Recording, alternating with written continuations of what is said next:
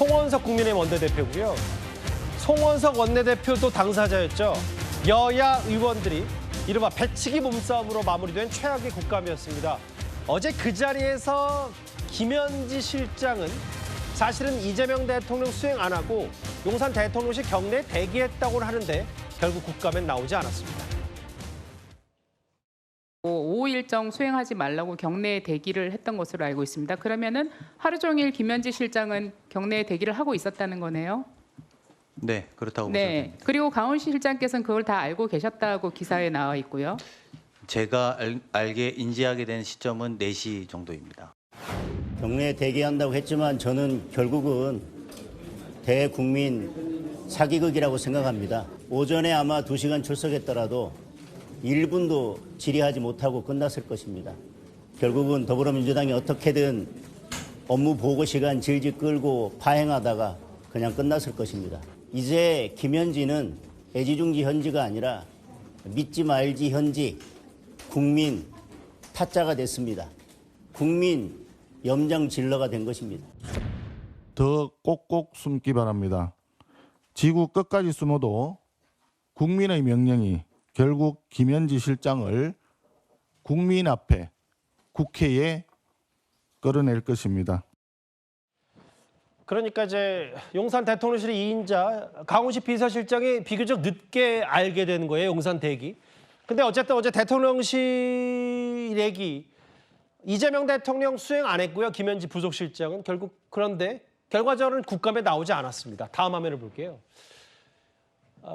어제 오전 10시에 시작해서 자정쯤 종료가 됐는데 김현지 부속실장 모습이 보이지 않으니까 이현정 의원님. 네. 경내 대기는 대국민 사기극이다. 지구 끝까지 숨어서라도 국회 끌어낼 것이다. 숨어서도. 이 표현 어떻게 받아들이세요?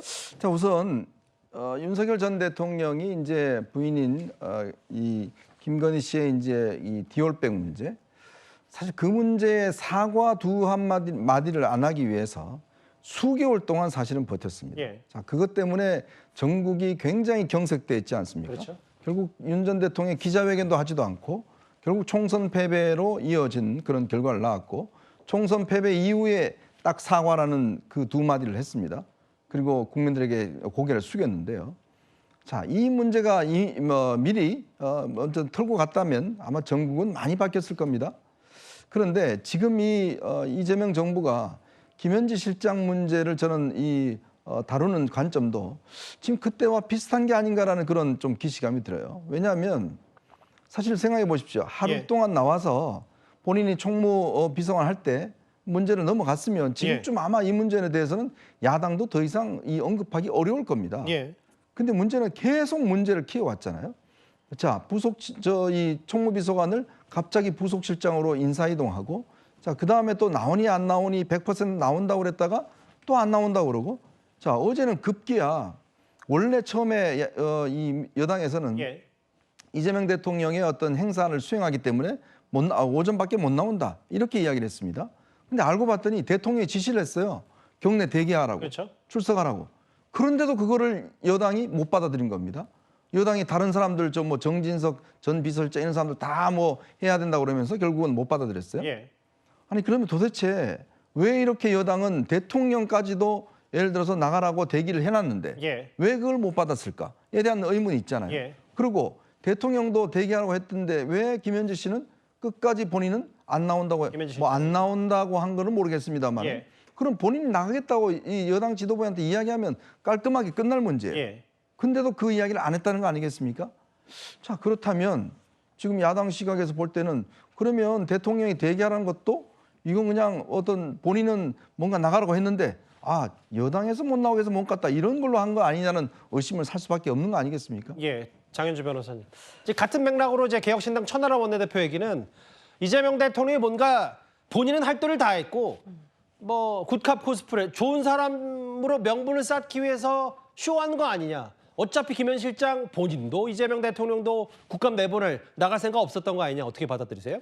글쎄요, 그런 부분들은 이제 야당 입장에서의 추측에 불과하다고 생각합니다. 예. 대통령은 결국 국회를 존중하는 차원에서 지시를 내려서 김현지 실장을 경내에 대기하라라고 얘기를 했던 것이고 실제로 대기가 이루어졌기 때문에 예. 만약에 국회에서 관련된 부분들이 합의가 됐었다라고 한다면 저는 김현지 실장이 당연히 나왔을 거라고 생각합니다. 예. 물론 그 과정에서 여야가 또 뭐 서로 고성을 내고 또 협의가 안 되는 모습들을 또 국민들께 보여드릴 수밖에 없었던 점은 좀 아쉬운 부분들이 있지만 예. 이것을 가지고 뭐 대통령을 뭐 대국민 사기극이다 또는 무슨 뭐 코스프레를 했다 이렇게까지 몰아붙이는 건 전 정치 공세라고 생각이 들고요. 예.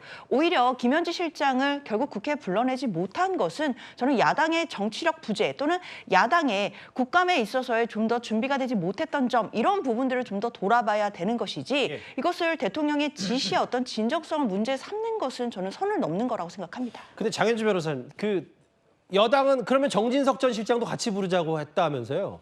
근데 이제 이게 이재명 정부의 첫 번째 대통령실 국정감사인데 모르겠어요. 정진석 실장이 나온 거는 맞는지는 전 잘 모르겠고 그게 좀 저도 상식적이지 않아서.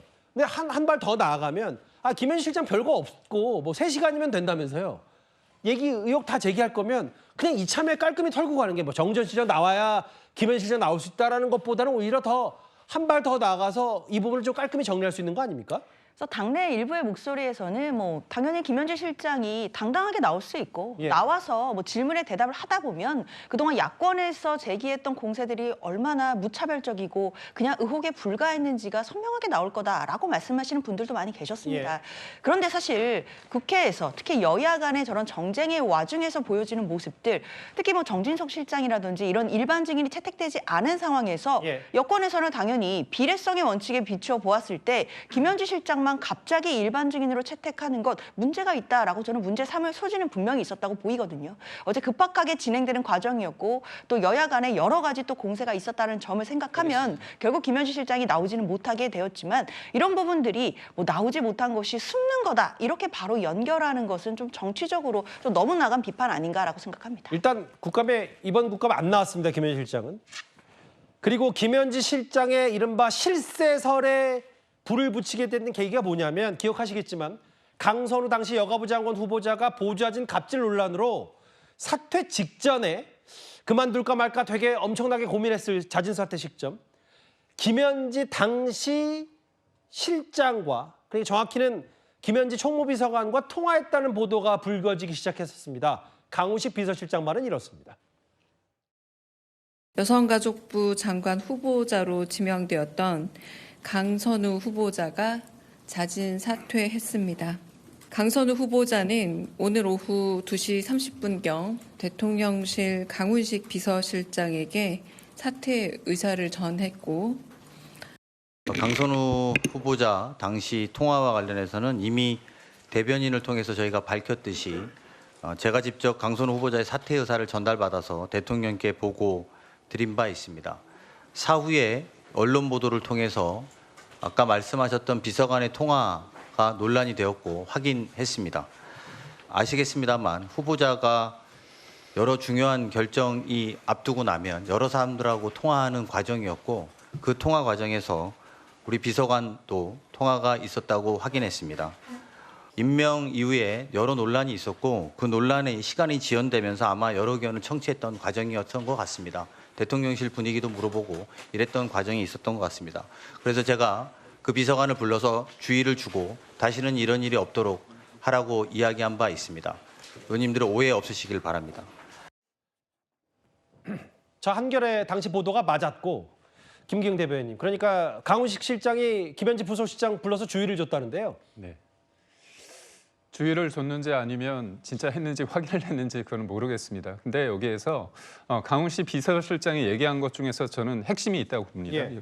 후보자가 여러 중요한 결정을 앞두고 여러 사람과 통화를 했다는 거 아닙니까? 예. 근데 그중에 김현지 총무 비서관이 있었다는 겁니다. 예. 중요한 결정을 앞두고 전화를 했다는 겁니다. 그러니까 결정적으로 뭔가 내가 낙마를 하느냐, 이 자리에서 그만두느냐의 어떤 결정에 있어서 예. 김현지 총무비서관과 통화를 했다는 거잖아요. 그러니까 단순히 하냐 아니냐를 떠나서 예. 가장 중요한 결정을 앞두고 했기 때문에 결국은 김현지 총무비서관의 어떤 능력, 위상, 그 사람의 어떤 의미인지를 강훈식 비서실장이 저는 얘기를 했다고 봅니다.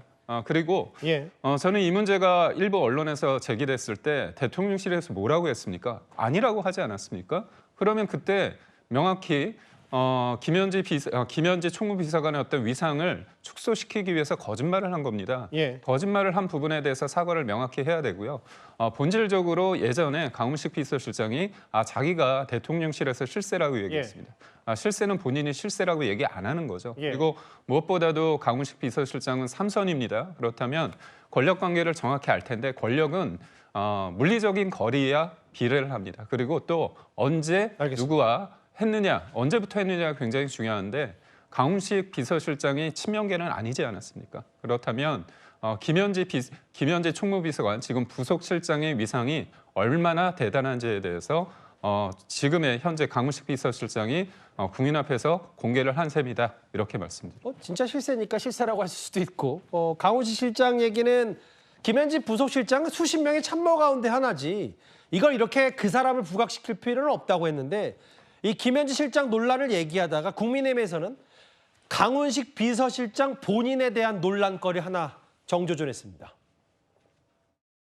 우리 정부의 내각의 모습을 한번 볼까요? 제가 가만히 보니까 대통령실은 수석들만 인적사항이 공개되기 때문에 확인된 사람들만 봤을 때 이재명 정권은 총 전과 합계가 31범입니다.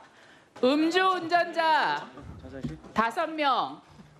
그다음에 강훈식 실장님도 있으시더라고요. 참 부끄럽지 않습니까? 이것이 대통령의 안목입니까? 먼저 제 문제가 있기 때문에 말씀을 드리면 자, 질문 하나 더 드릴게요. 강훈식 실장님은 무면허 운전은 공개가 돼 있어요. 근데 교통사고 처리 특례법 전과가 있습니다.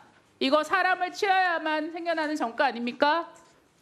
예, 이 내용에 대해서 한번 누구를 다치게 했습니까? 이거 잘 처리됐습니까? 150만 원 벌금 받으셨죠? 반성하고 엄격하게 스스로를 체근하고 있습니다. 두 번 다시 이런 일이 없도록 제 스스로를 계속 다져봅니다. 위원님의 소중한 질의 시간에 제 과거의 잘못으로 할애하게 된 점에 대해서 송구스럽게 생각합니다. 교통사고 처리 특례법 위반은 인과실을 범해서 사람을 다치게 한 중대 범죄입니다. 사람 다치게 한 건 아닙니다. 총 31범이라고 규정을 했어요, 박성미 비서관님. 네, 뭐 이제 전과 합계를 해서 총 31범이다 이렇게 규정을 하신 것 같은데 뭐 전과 내용을 보면 또 민주화 운동을 하는 과정에서 생긴 전과도 있고 뭐 여러 가지가 이제 개인의 뭐 문제도 있는 것 같고 복합적인 것 같습니다. 다만 방금 이제 강훈식 비서실장께서도 이제 본인의 문제에 대해서 엄격하게 체근하고 반성한다라고 말씀을 하신 것처럼 아마 지금 이재명 정부에서 공직을 맡고 계신 분들 역시도 비슷한 마음가짐으로 굉장히 엄격하게 그리고 또 반성하는 마음으로 이제 본인의 과거에 대해서 생각을 하고 계시지 않을까라고 생각합니다. 일단 어제 그 대통령실 첫 번째 국감 운영위 강훈식 비서실장이 거의 질의응답의 대상이 됐습니다.